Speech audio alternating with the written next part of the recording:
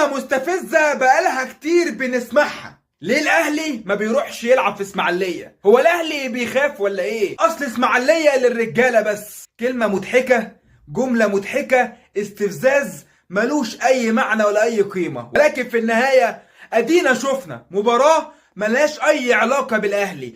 جمهور الاسماعيلي وجمهور المصري شتايم وقلة ادب، ضرب وتكسير في استاد برج العرب في مباراتهم. وفي النهاية يجي واحد ساذج ملوش اي لازمة عشان يقعد يتريق على الاهلي ويقعد يستفز في جمهورهم ويقول لهم ليه ما بتروحوش تلعبوا في اسماعيليه. ولما الاهلي بيروح يلاعب المصري او بيلاعب الاسماعيلي في برج العرب بنلاقي مشاكل كتيره جدا وضرب اتوبيس جمهور الاهلي. وفي الاخر تلاقي برضو نفس الناس المستفزه يقول لك ليه الاهلي ما بيروحش يلعب في اسماعيليه. ولكن في النهايه حفاظا عن الناس لازم جمهور الاهلي ما يروحش اسماعيليه.